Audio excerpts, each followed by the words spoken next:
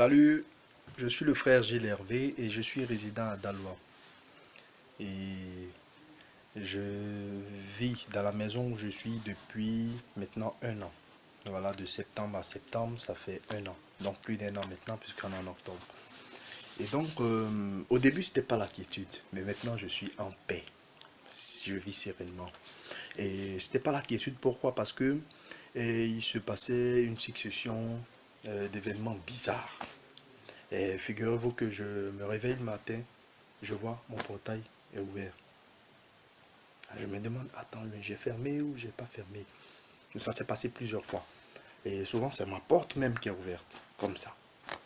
Et vraiment, j'avais toujours la peur au ventre. Je disais, mais c'est où je suis venu habiter comme ça? Et c'est ainsi qu'un jour, les choses vont s'aggraver. Je rentre de mission, j'arrive, je vois juste derrière ma fenêtre un gros morceau de viande avec des oranges découpées en dés, plus un sachet d'eau. Ah, mais là, j'avais vraiment peur. C'était vraiment le summum. Je voulais même déménager.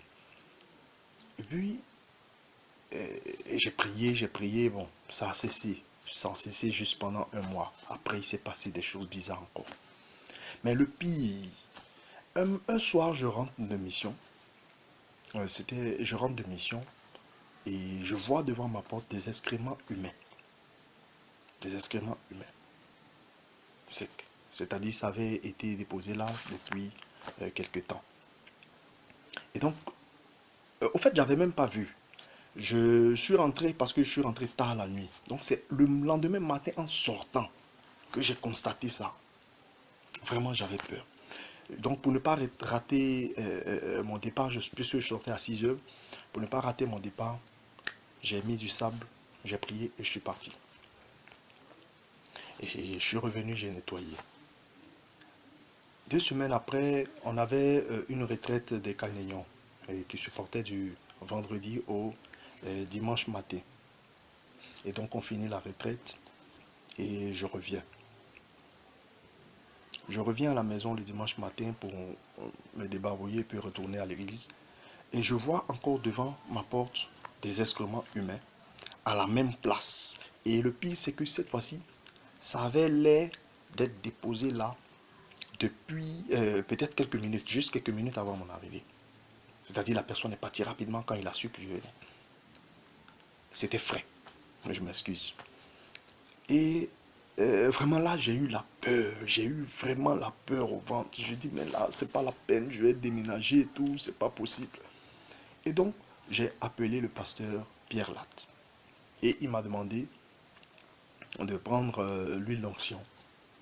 Et on a prié. Vraiment, on a prié, on a bombardé. Et il m'a demandé d'asperger l'huile d'onction sur chaque mur de la maison et de le mettre sur chaque porte d'entrée, chaque porte d'accès à ma maison. Et chose que j'ai fait, on a invoqué le feu de Dieu, on a invoqué le sang de Jésus, la protection de Jésus. Et, et le pasteur a prié et tout. Et puis, la prière est terminée. Donc, j'étais quand même rassuré parce que on avait prié et tout. Donc, j'étais serein. Je vais en mission, je reviens. Et quand j'arrive de mission, cette fois-ci, je vois des chaussures devant ma porte. Quand j'ai vu ça, j'ai dit, qui est entré encore chez moi? Mais les chaussures étaient en mode, genre comme si quelqu'un entre dans une maison. Donc je me dis, qui est entré? Mais c'est une seule chaussure. Une seule chaussure. Et ça donnait l'impression, de la manière dont la chaussure était placée, ça donnait l'impression comme si quelqu'un s'est apprêté pour entrer, sauter par la clôture. Il n'a pas pu et puis il a fui parce que c'est une seule chaussure qui était là. J'arrive, rien.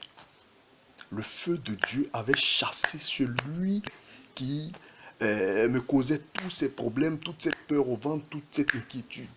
Et Jésus a permis que depuis le mois de juin, depuis même tout le début, depuis un an, la paix et la quiétude que je n'avais pas, je l'ai eu désormais.